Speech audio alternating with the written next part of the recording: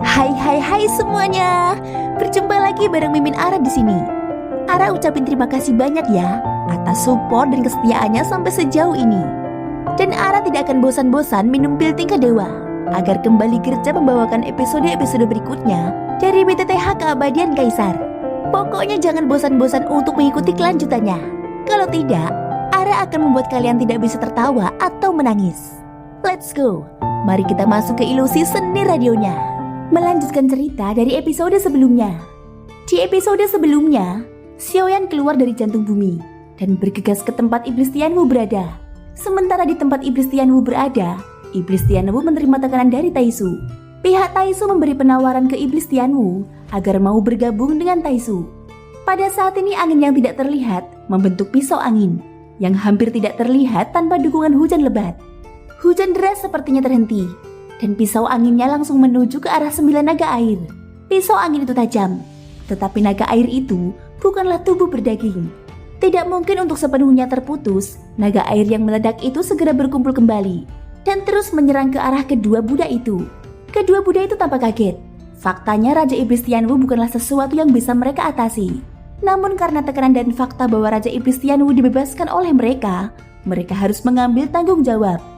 Alangkah baiknya jika dibiarkan saja. Kenapa mesti repot-repot? Gumam budak Kamitsu dengan marah. Ketiga idiot itu masih cepat. Setelah mengejarku beberapa saat, mereka meninggalkan bintang itu tanpa jejak. Kedua budak itu tampak malu. Hanya mereka yang tahu monster macam apa Tianwu itu yang dia hadapi. Itu bukan monster biasa.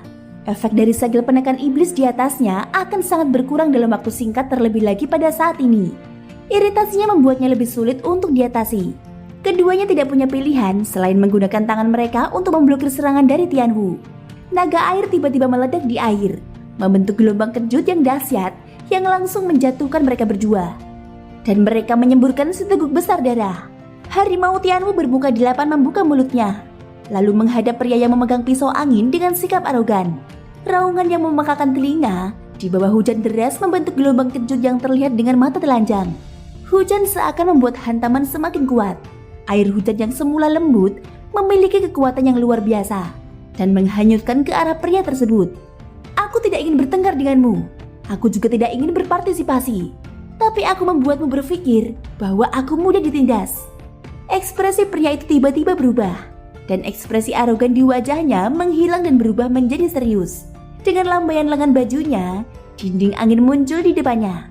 Area dinding angin sangat besar dan sepertinya bisa memblokir semua serangan Tianwu. Namun nyatanya, kekuatan Tianwu jauh di luar imajinasi mereka.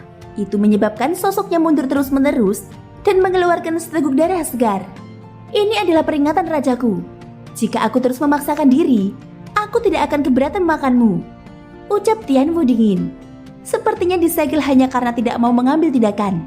Namun kini setelah merasa kesal, akhirnya memilih mengambil tindakan untuk menakut-nakuti. Sungguh orang yang kuat. Xi juga orang kuat di tingkat keempat. Jika kita bisa memenangkannya, itu akan menjadi lebih kuat lagi bagi Taisu. Apapun yang kamu inginkan, aku Taisu bisa memuaskanmu selama aku berjuang untuk Taisu. Namaku Suruyu dan aku yang mulia Taisu. Jika Raja Iblis Tianwu bersedia, Taisu bersedia memperlakukanmu sebagai tamu terhormat dan akan memenuhi semua kebutuhan Raja Iblis Tianwu. Pria itu berbicara perlahan. Alasan mengapa dia begitu bangga jelas terkait dengan identitasnya. Semua yang aku butuhkan? Tianwu bertanya. Ya, semua yang kamu butuhkan, Suruyu menjawab. Dan kemudian Tianwu memandang kedua Buddha berkepala 8. Di Suanji surga barat, manusia dan iblis berselisih satu sama lain. Jika ada Buddha, bagaimana aku bisa bertahan hidup?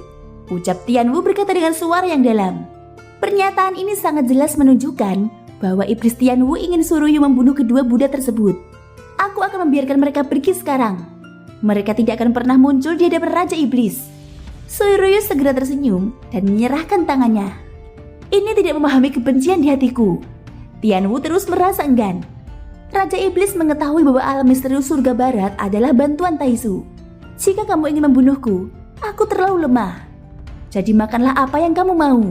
Kedua Buddha ini juga ada di sini untuk membantuku. Aku tidak dapat membunuhnya.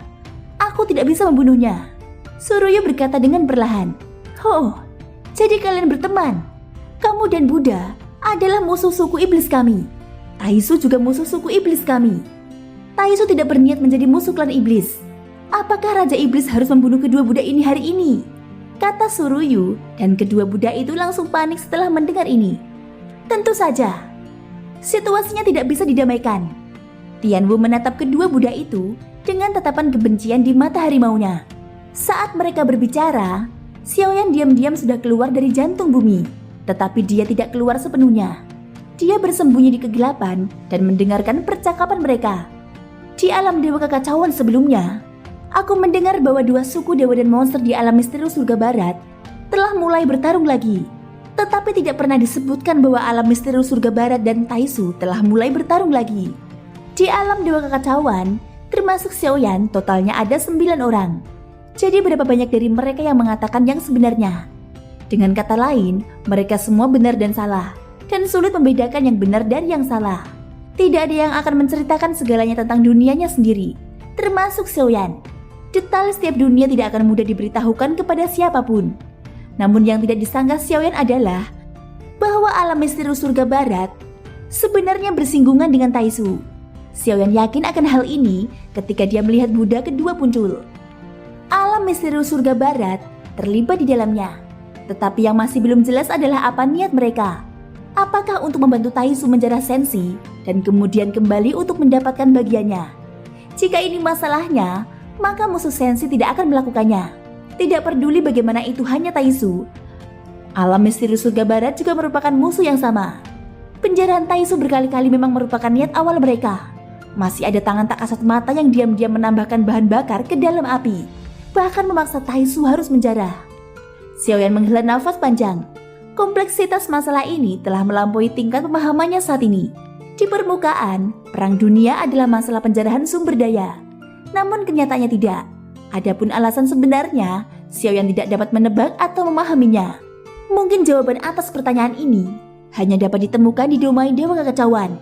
Kumam Xiaoyan, sekarang tidak perlu lagi mencari jiwa. Sudah dapat dinilai bahwa alam misteri surga barat pasti terlibat dalam perang ini. Menghadapi dua dunia pada saat yang sama, tidak heran Ratu sangat berhati-hati. Dan tidak heran Yang Mulia menghitung bahwa pertempuran ini akan kalah dan berinkarnasi untuk mengubah sebab dan akibat. Xiaoyan tidak langsung muncul saat dia berpikir, tetapi bersiap untuk terus menonton untuk melihat situasi apa yang akhirnya akan berkembang. Akankah Yang Mulia benar-benar membunuh kedua Buddha untuk memenangkan Raja Iblis Tianwu? Suruyu memiliki ekspresi malu di wajahnya. Dia sepertinya sangat ingin membunuh kedua Buddha ini. Dia bahkan mengedipkan mata pada dua orang di sampingnya.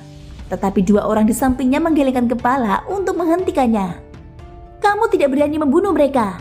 Kamu tidak memiliki cukup keberanian. Dan kamu ingin memenangkanku. Tianwu bisa menjadi iblis yang hebat. Dan itu sudah ada sejak zaman kuno cerdas. Dilema Suruyu adalah bahwa kekuatan kedua Buddha tersebut jauh lebih kecil dibandingkan dengan Raja Iblis Tianwu. Tetapi dia tidak bodoh.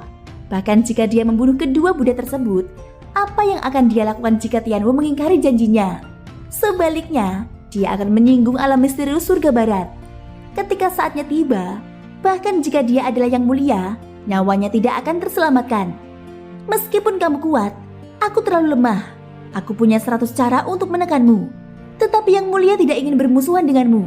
Pergi saja jika kamu tidak mau, ucap Suruyu. Thank you guys sudah mendengarkan ceritaku di episode kali ini sampai akhir. Ikutin terus kelanjutan episode berikutnya ya. Semoga hari kalian menyenangkan. Sampai jumpa dan bye-bye.